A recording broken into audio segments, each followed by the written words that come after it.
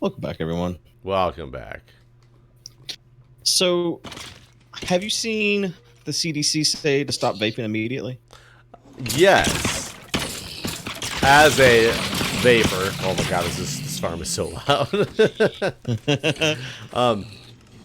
As a vapor, however, I have done significant amount of research into, this phenomenon, and they've now traced it down to black market weed vapes that are using vitamin E.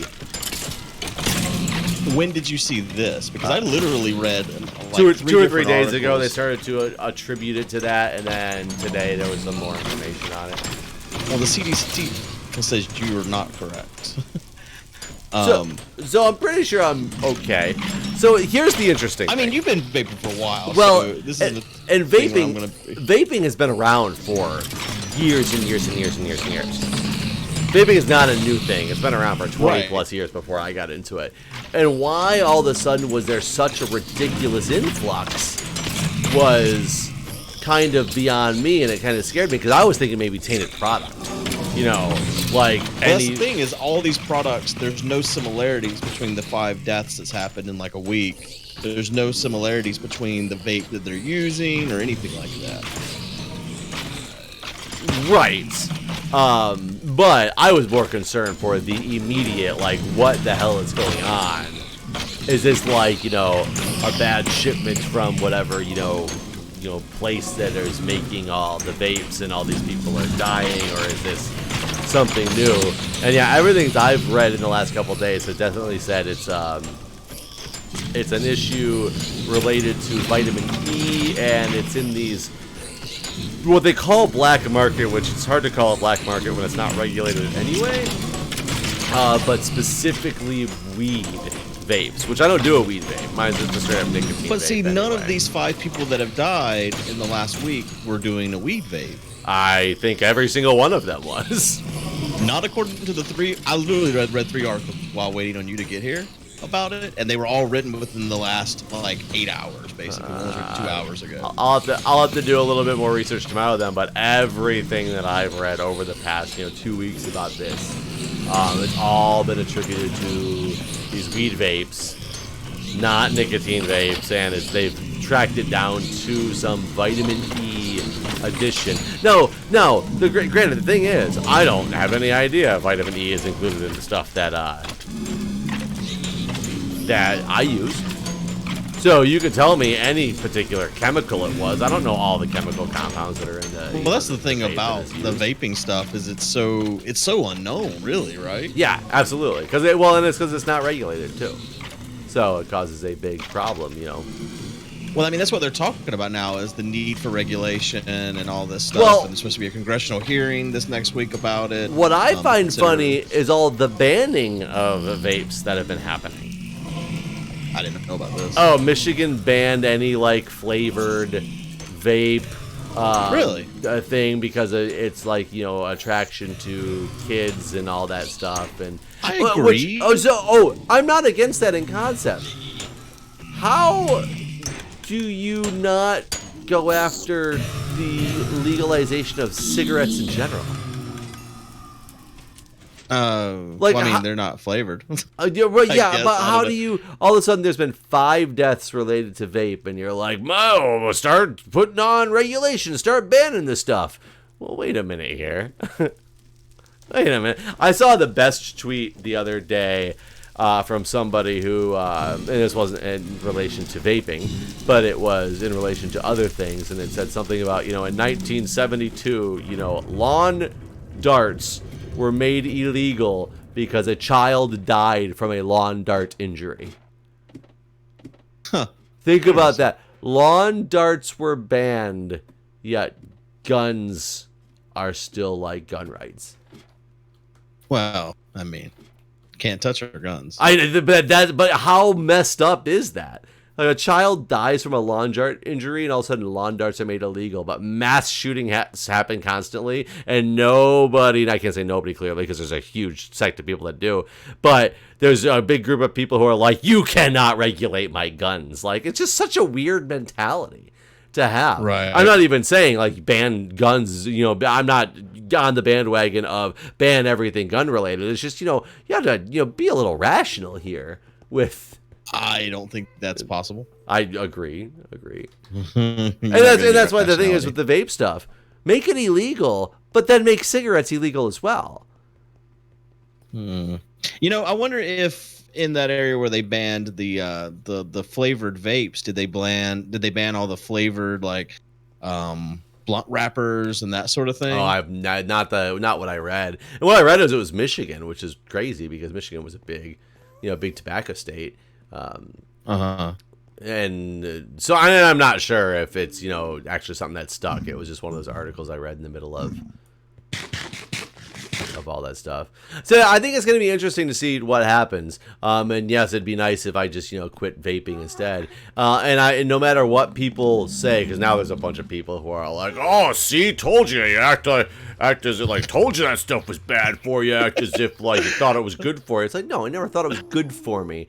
I think it's still potentially better for me than smoking, which was known and proven to be negative for your health. I mean, I guess the vaping might turn out to be, but it's not proven to be at this point. So you can't sit there and say, I told you so. I mean, I guess you could say it's proven that it's not good for you, because anytime you put a chemical in your body that's not like meant to go on your body, it's not good for you. Sure. I mean, even eating something like cheating on your diet one day is not good for you either, Yeah, but I guess that's a little bit different than an everyday habit. Right. No, absolutely. Yeah, and I'm not in any way trying to stress that, vaping is good for me. Don't you dare take away my vape. It's just, it's really funny that people come out of the woodwork. See, Jeff told you that's such a bad thing for you. How are you so stupid? Well, yeah, but yet you're sitting there as you're like puffing up on a cigarette right now. Like, this conversation makes no sense anymore. Or we're saying this because we're both wasted at the bar, because that's great for us, right? Like, right. I never realized that they used to prescribe cigarettes to pregnant women to help them keep slim. Because they're appetite back in the 50s. Yeah. Well, yeah. I mean, like, it looks like you're gaining weight there, Sally. Maybe try the new menthols from Camel. Let's be honest. Maybe they should do more of that nowadays. Oh, oh no. Here comes the comments. So yeah, stuff like the history of cigarettes is pretty wild in general. It's just how it went from something that doctors were saying, you should do this, to this will kill you. It wasn't just that. They were handing them out in the armed forces. Well, yeah, to like calm people's nerves, and like, they got people addicted to it and who knows, was it because Big Tobacco got there and had like, I don't know the answer to that. Did Big Tobacco just have a thing where they got a nice contract with the armed forces and they were like super happy because it was a huge money-making contract, or did the government truly think it was a positive thing they were doing for the troops? And I don't know the answer to that. Yeah, I don't know. So what was the thing you said you had a topic? So what I was going to ask you is, what if you were going to pay your bills one day, and sounds awful, you're checking your bank account and you realize that you have $1,000 that you don't really know where it came from, but has been deposited into your account? Okay.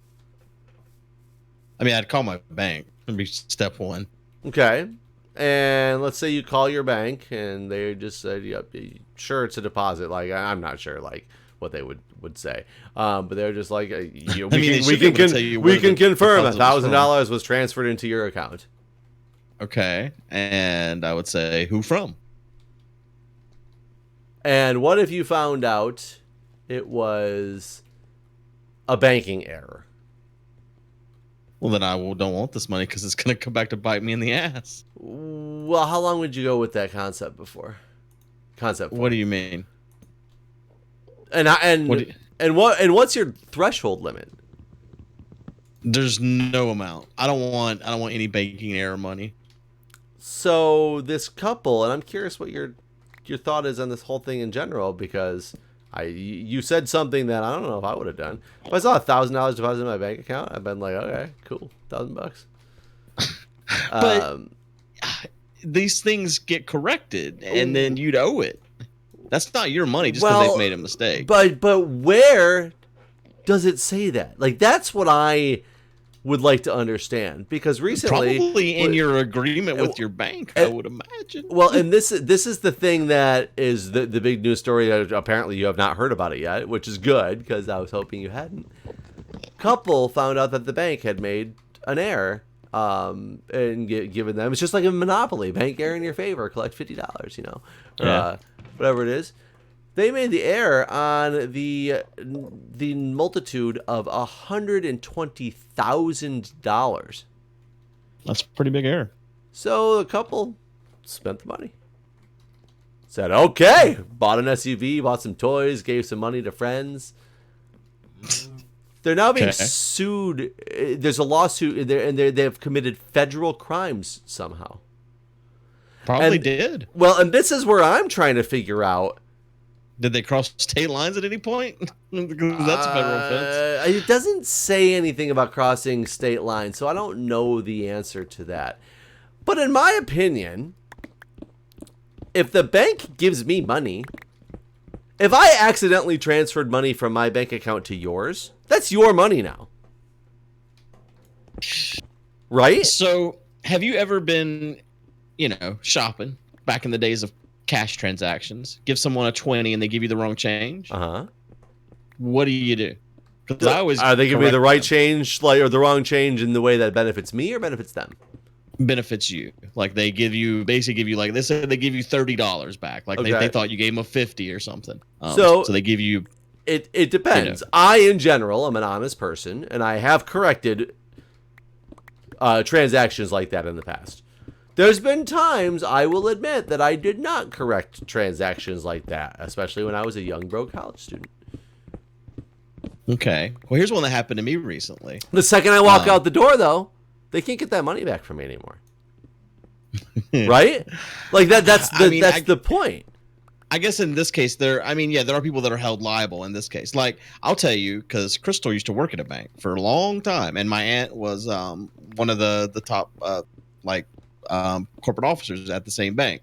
And I'll tell you that if Crystal made a mistake, and it didn't matter the gravity of it, she was responsible. So if she gave someone an extra $120,000, she would have been responsible for covering that cost. And she would also instantly be fired. Any mistakes, you're fired. There is no, if you made a $5 mistake, you're fired. So the customer would walk away with $120,000? Yes. And Crystal would have to pay it back? Yes. But the customer wouldn't be federally in trouble.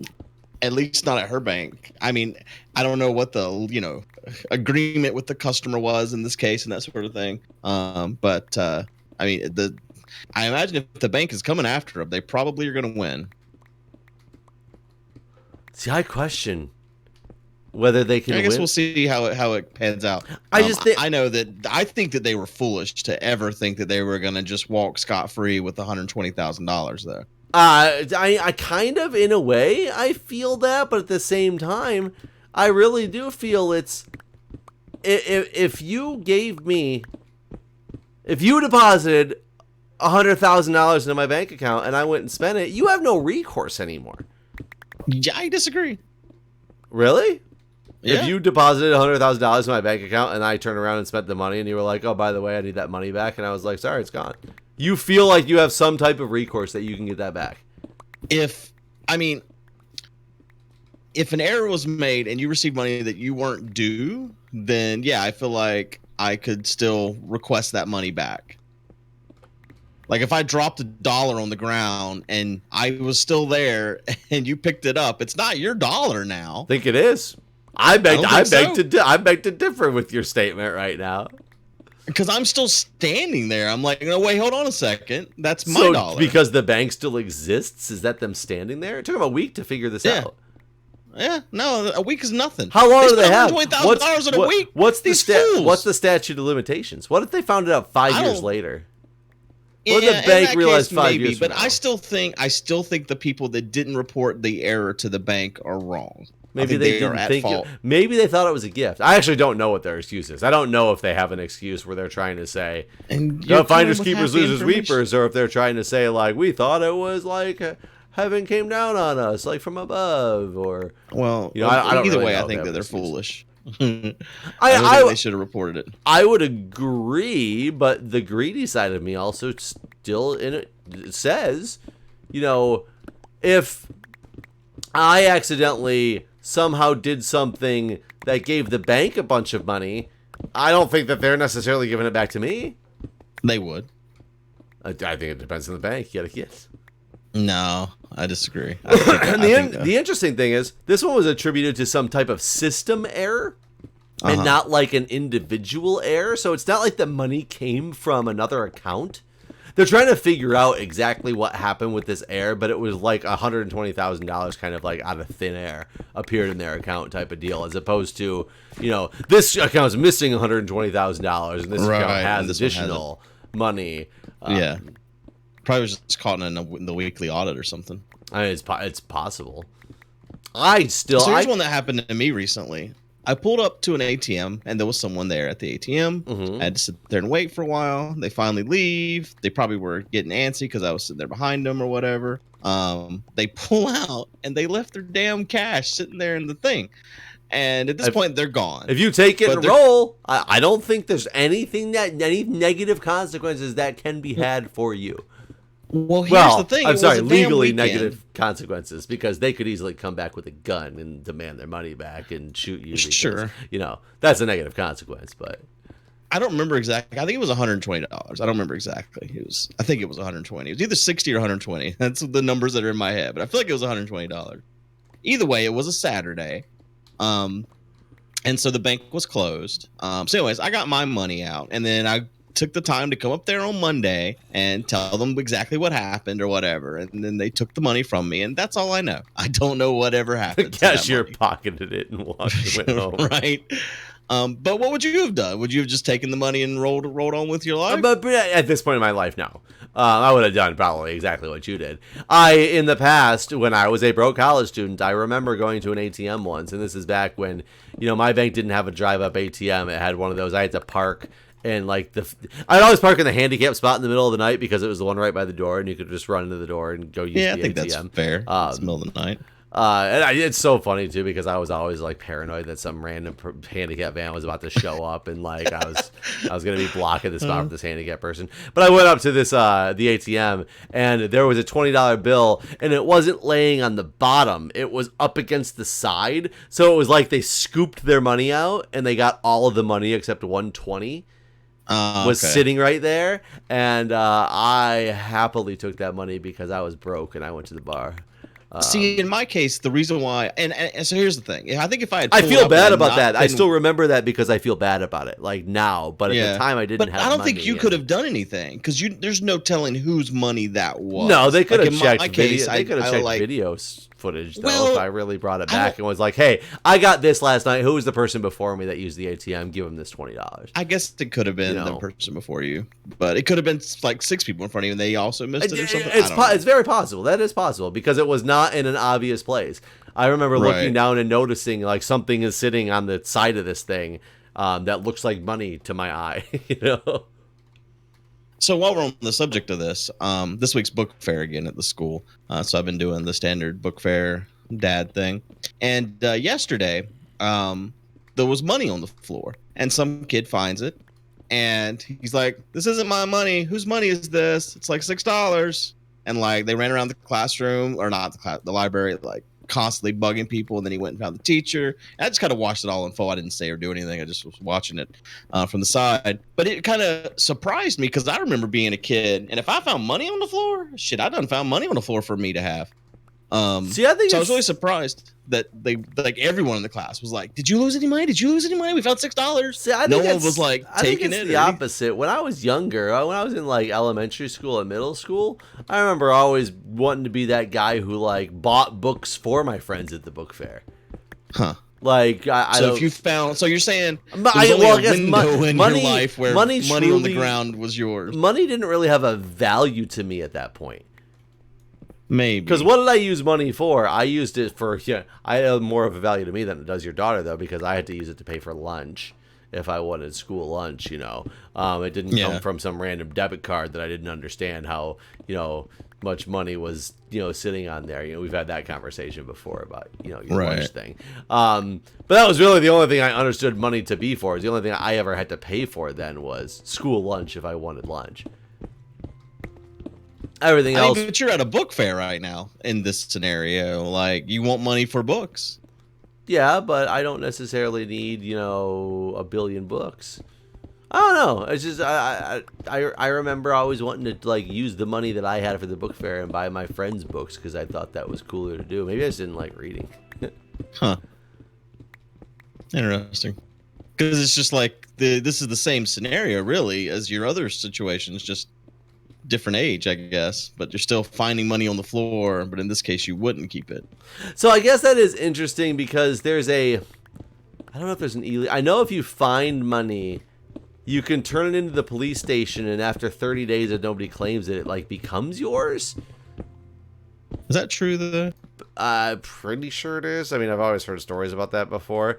But I was just wondering, like, but is there some? Is that just the way to legally have it be yours with a like fair conscience?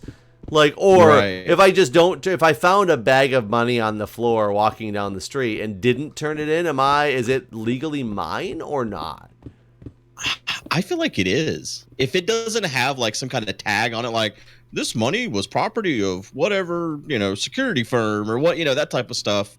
If it's just a bag, like a Ziploc bag filled with hundreds of dollars of like $100 bills, like $10,000 $100 bills in a Ziploc bag, that I would keep. What's the difference between that and it just deposited in my account? The difference is you have a means of doing the right thing.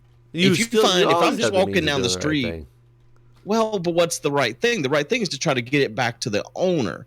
But there's no way to do that in this scenario because you don't have any context on who could own it. I mean, you do have some context. The context is somebody had to be near that spot.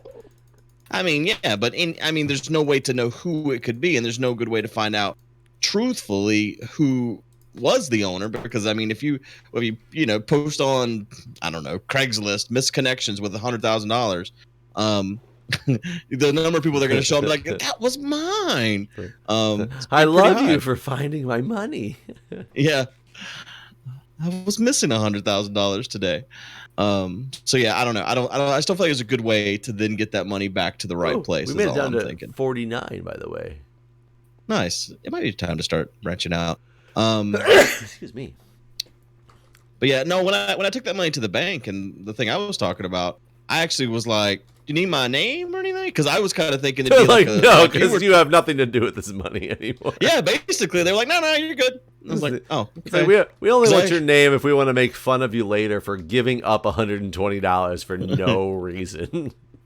Because I was kind of thinking the same thing you were talking about a bit ago, where like after a certain number of days, because we used to have that same kind of rule where I worked at a roadhouse bar type thing in Texas, and if you found jewelry, which was all the time, we were all the time finding jewelry. You turn it in, and if no one picks it up, it's yours after a certain number of time, certain amount of time. My mom found a tennis bracelet one time, and she did not do the right thing. It was a very expensive tennis bracelet. Did she sell it for $120,000? And then the plot got deeper, and she actually put that money randomly into somebody's account to see if they would spend it. Yes, this is it. This come full circle. No, but she did keep it. I think she had melted it down and had something else made out of it, but it was worth several $1,000s. I really want to understand what the outcome of this lawsuit is going to be, and I feel like they're going to have to pay it back. I hope to God some judge like looks at the bank and is like, "What the fuck do you expect to happen in here?" Like, case dismissed. I imagine if they're going to court, their lawyers have already looked at, because you sign all kinds of shit at the bank. And there's probably clauses for this sort of thing. This is probably covered somewhere in your agreement with the bank. And I do know there is some weird thing if you're like if you have direct deposit and your work accidentally overpays you, they do have a window of time where they can go relinquish that money back again. And I don't know that from my own work. They were actually talking about that on the radio the other day because a case like that had happened that they were talking about. And a bunch of people from different payroll departments would call in and talk about what the clause is called that allows them to do that. But I still think they only have a small window of time. Well, this was within a week, so I feel like these. Yeah, this window for this $120,000 seemed to be pretty small window. Like if there is some type of windowed clause, I think they win. Like the bank wins. I just think those people are foolish no matter what. It's not their money. It never was their money. They don't have any right to it. They really, at this point, even if to fight this in court makes them entitled, in my opinion, because they should just return. So I don't even know they were facing. I don't know if there's a lawsuit to determine it. Just everything I read said they were facing felony charges. So I don't know exactly like what that. There's more silverfish, man. What you doing? Yeah. So it doesn't necessarily mean that they're fighting it and saying it's wrong. They're just being, brought up on felony charges. Okay. Well, yeah. I'd fight it. I don't know. I'd fight it to death. I don't think you'd win. I'd hire a $120,000 lawyer. You wouldn't, because you don't spend the damn money in a week somehow. I'd hire a lawyer who takes. What are you doing? You're digging up coal. I was digging up coal. I keep seeing you dig all these little holes. I just figured I'd make it exciting for you to see what's going on. There's like a cave right around here somewhere. There's a whole bunch of them right below us and above us. I hear a lot of stuff. You can go look for them next time. But now we're done. But we are done. We are done. We're finished. Thank you for being here. What would you do if your bank gave you $120,000? Leave a comment. I'll tell you what I would do. I'd let it sit there for a long time. And now see that. And after like 6 months, then I would be like, you know what? It's my money now. I mean, I honestly see what you're saying. With if you're gonna keep it, I think that's the right way. Maybe 6 months probably too short. I'd still pretend like that money didn't exist for like 2 years or something. But if you're gonna do the quote unquote wrong thing and keep the money, then at least wait a while. Don't spend it all in a week. That way you feel that the bank didn't miss it, sort of thing, But buy the bank. Hopefully, it's enough money to buy the bank. If your bank is selling for $120,000, you're banking at the wrong place. Probably. Anyways, we'll see you guys next time. Thanks for hanging out. Bye, everybody. See ya.